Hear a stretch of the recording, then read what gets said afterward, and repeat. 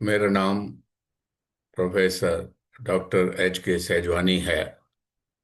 www.virtualselftutor पर students को NCERT public CBSE syllabus के हिसाब से अनलिमिटेड फिजिक्स प्रैक्टिस टेस्ट करना है, जिससे उन्हें एनईईटी, नीट और जेईई के लिए कभी भी, कहीं भी और अपनी स्पीड से अच्छे से तैयारी करने में मदद मिल सके।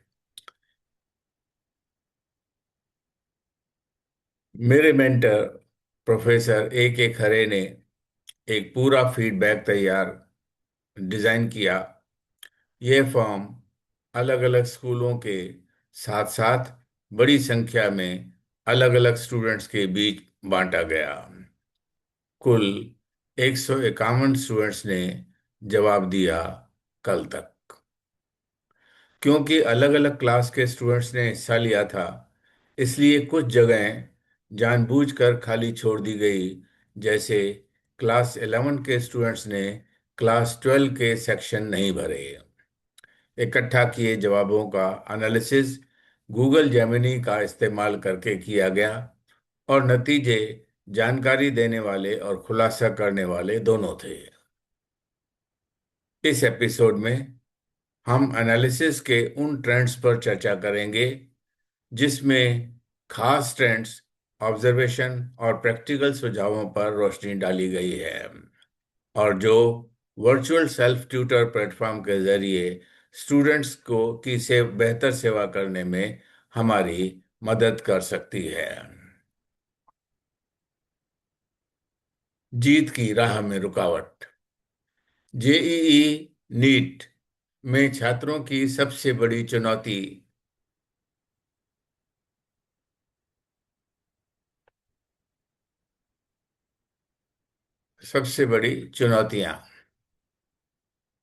क्या आप भी फिजिक्स पढ़ते समय मुश्किल महसूस करते हैं?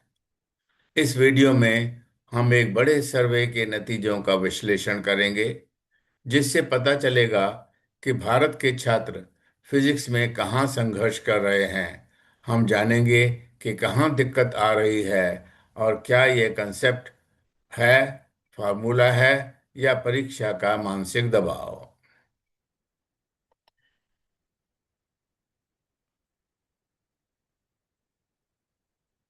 इस एनालिसिस का पर्पस है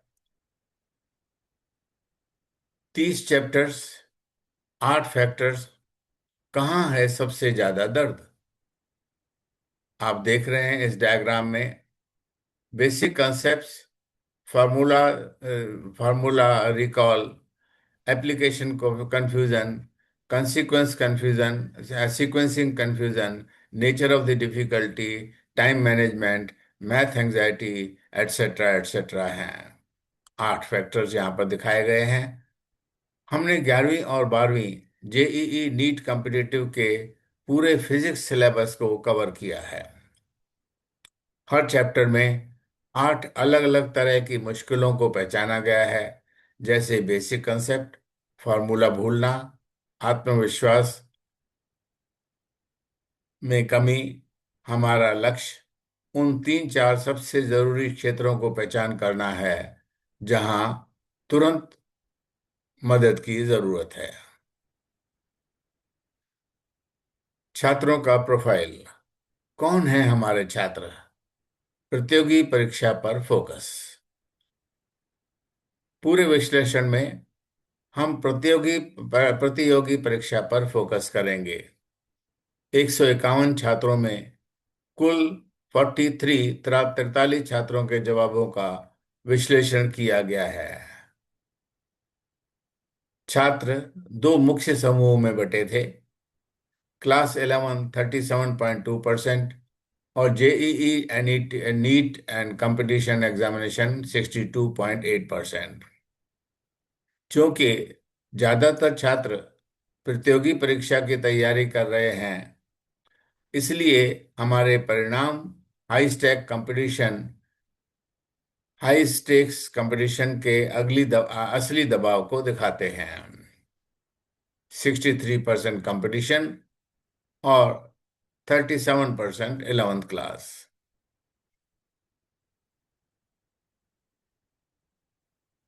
छात्रों की राय। कितना मुश्किल है फिजिक्स? 10,320 प्रतिक्रियाओं का सार। आप सोचेंगे कि 151 स्टूडेंट्स के लिए 10,320 प्रतिक्रियाएं कैसे आई। आपको पहले ही बता दिया गया है कि इसमें 11th और 12th के सभी चैप्टर्स, 15 11th के, 15 12th के चैप्टर्स को लिया गया है। और हर चैप्टर के 8 पोर्शंस को, 8 फैक्टर्स को लिया गया है। और सभी स्टूडेंट्स ने उनको प्रतिक्रिया दी है। 151 के 151 बच्चों ने प्रतिक्रिया दी है। कुछ ने कुछ प्रतिक्रियाएं छोड़ दी हैं। लो लेवल 36.28% का मतलब है सबसे कम मुश्किल। Moderate level 30.24%, 30। और हाई लेवल जो है वो 14.49% है, जो कि यहाँ पर दिखाया गया है रेड लाइट से, रेड कलर से।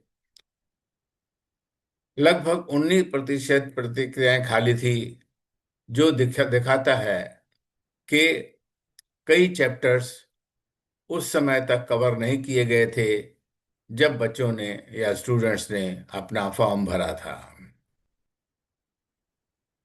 कंसेप्ट नहीं, टाइम मैनेजमेंट और कॉन्फिडेंस है असली विलेन। फिर मैं कह रहा हूं, कंसेप्ट नहीं, टाइम मैनेजमेंट और कॉन्फिडेंस है असली villain. Top ranking high level, rank 1 time management, सबसे इंपॉर्टेंट है टाइम मैनेजमेंट। और उससे दूसरा है आत्मविश्वास का स्तर।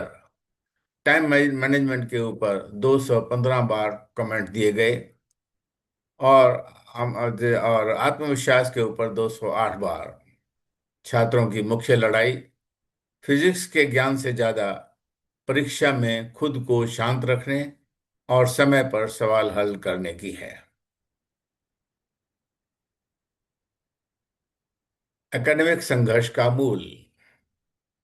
Core academic struggle. कॉन्सेप्ट है, पर एप्लीकेशन में उलझन क्यों? कंसेप्ट तो है, पर एप्लीकेशन में उलझन क्यों? एप्लीकेशन में उलझन, कंफ्यूजन अबाउट एप्लीकेशन, 196 बार बार बच्चों ने कहा है। और बेसिक कंसेप्ट क्लियर नहीं है, वो 179 यानी कि 179 बार बच्चों ने कहा है। आप यहाँ पर देख रहे हैं, कंसेप्ट मोस्टली बच्चों को क्लियर है, मैथमेटिक्स बच्चों का काफी क्लियर है, पर एप्लीकेशन पार्ट पर वो थोड़े से कंफ्यूज हैं। थोड़ा से नहीं, काफी कंफ्यूज हैं। छात्रों को ज्यादा गणित से डर नहीं है, एप्लीकेशन की उलझन से कम है। गणित से डर एप्लीकेशन की उलझन से कम है, अर्थात कि वे गणित कर सकते हैं, पर फिजिक्स के सवाल को गणित में बदल नहीं सकते। फिजिक्स के क्वेश्चंस को मैथमेटिक्स में बदल नहीं सकते, कॉन्सेप्ट्स को मैथमेटिक्स में बदल नहीं सकते। 12वीं में के करंट और वेव हॉटस्पॉट हैं, यानी कि करंट में 12वीं के बच्चों को प्रॉब्लम आती है, और वेव मोशन में भी बच्चों को प्रॉब्लम आ रही है। यहाँ इस डायग्राम में ये वेव मोशन दिखा दिया गया है, ये इलेक्ट्रिकल सर्किट दिखाए गए हैं। अल्टरनेटिंग करंट, एसी, जो कि 12th क्लास का 7th चैप्टर है। इस चैप्टर में टाइम मैनेजमेंट की सबसे ज्यादा समस्या है। एसी के क्वेश्चन सर्किट बनाकर उसको सॉल्व करने में, या फिर वेव मोशन में बच्चों को टाइम की बड़ी समस्या है, क्योंकि सवाल लंबे और मल्टी स्टेप होते हैं। इलेक्ट्रोमैग्नेटिक इंडक्शन, जो कि क्लास 12 का 6 चैप्टर है। यहाँ फार्मूला और एप्लीकेशन दोनों ही दोहरी चुनौती है। इलेक्ट्रोमैग्नेटिक इंडक्शन में फार्मूले भी चुनौती है और एप्लीकेशन भी चुनौती है। कक्षा 11 की 11वीं का घातक आधार। अगर नींव कमजोर तो इमारत कैसे बनेगी? 11वीं की मैकेनिक्स सबसे इम्पोर्टेंट। 11वीं की मैकेनिक्स में सबसे ज्यादा प्रॉब्लम बच्चों को system of the particle system of the particle and rotational motion, जो कि 11वीं क्लास का 7 चैप्टर है, और लॉज ऑफ मोशन, जो कि 11वीं क्लास का 5th चैप्टर है। इस इन चैप्टर्स में छात्रों का आत्मविश्वास सबसे कम है। System of particle and rotational motion, laws of motion, इनमें सबसे कम कॉन्फिडेंस है बच्चों को। और अगर 11वीं का मैकेनिक्स ठीक नहीं हुआ तो 12वीं की इलेक्ट्रोडायनामिक्स डायनामिक्स में भी परेशानी आएगी ही आएगी। जेईई नीट प्रेशर, कठिनाई हुई दुगनी। आप इस डायग्राम को देखिए। बोर्ड के एग्जाम के लिए तैयारी करता हुआ ये बच्चा बच्चा काफी रिलैक्स दिखाई दे रहा है, जबकि जबकि जो नीट की एग्जामिनेशन के लिए तैयारी करता हुआ बच्चा बहुत टेंस है, बहुत परेशानी में दिख रहा है। डबल फैक्टर्स है, टू ट्वाइस एक्स फैक्टर है। प्रतियोगी परीक्षा की तैयारी कर रहे छात्रों ने बोर्ड छात्रों की तुलना में औसतन दुगनी हाई लेवल कठिनाइयां रिपोर्ट की हैं। यानी उनको बहुत हाई लेवल की कठिनाई होती है। ये बताता है कि उच्च मानसिक दबाव वाली परीक्षाएं सिर्फ ज्ञान ही नहीं, बल्कि मानसिक और ऑपरेशनल कौशल की भी परीक्षा लेती हैं। आपकी तैयारी में मानसिक सपोर्ट उतना ही जरूरी है जितना कि किताबें। अब नहीं होगा समय बर्बाद। टाइम मैनेजमेंट के लिए हर हफ्ते 15 से 30 मिनट के टाइम ड्रिल करें। इस अभ्यास में सिर्फ सवाल हल न करें, बल्कि यह सीखें कि कम समय में सवाल का सही तरीका कैसे पहचानें। मैं दोबारा रिपीट कर रहा हूं। इस अभ्यास में सिर्फ सवाल हल न करें, बल्कि यह सीखें कि कम समय में सवाल का सही तरीका कैसे पहचानें। आत्मविश्वास के लिए टाइमलाइन स्टडी का उपयोग करें। जैसा कि मैंने पहले आपको पिछले एपिसोड में बताया था कि टाइमलाइन कैसे बनाई जाए और उसका उपयोग कैसे किया जाए, कितने घंटे आपके पास पढ़ने के लिए हैं, और पर डे कैसे कैसे फिजिक्स के लिए आपको टाइम देना है। डे वाइज 7 दिनों में, 7 दिनों के लिए, 15 दिनों के लिए कैसे आपने अपने टाइम को स्टडी यूज करना है, उस टाइमलाइन का आप उपयोग करें जहां बार बार अभ्यास पर ध्यान दिया जाता है। Why before how. Focus shift जो है, फैकल्टी को वाई बिफोर हाउ, क्यों पहले कैसे बाद में दृष्टिकोण अपनाना चाहिए। जब फैकल्टी बच्चों को पढ़ाती है तो उनको ध्यान रखना चाहिए कि वाई पहले क्यों और हाउ बाद में क्यों। किसी फार्मूला का उपयोग कैसे करना है, यह सिखाने से पहले वह फार्मूला क्यों काम करता है, इस पर 70% का समय दें। 11वीं का रिवाइवल। सभी प्रतियोगी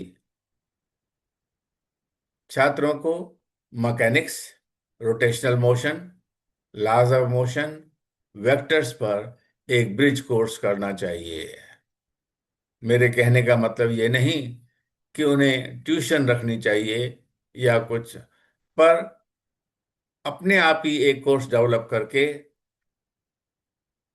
और उनको इन चीज़ों पर तैयारी करनी चाहिए। मुख्य टेक अवे, अपनी जीत की राह आज ही शुरू करें और आप जेईई के टॉप पर पहुंचे हैं। सबसे बड़ी बाधाएं मानसिक और परिचालन, टाइम एंड कॉन्फिडेंस है। सबसे बड़ी शैक्षणिक कमजोरी 11वीं के मैकेनिक्स में है। आपका एक्शन क्या होना चाहिए? अब सिर्फ पढ़ने पर नहीं, बल्कि रणनीति बनाने और कमजोर नींव को मजबूत करने पर ध्यान दें। इस एपिसोड को आखिर तक देखने के लिए धन्यवाद।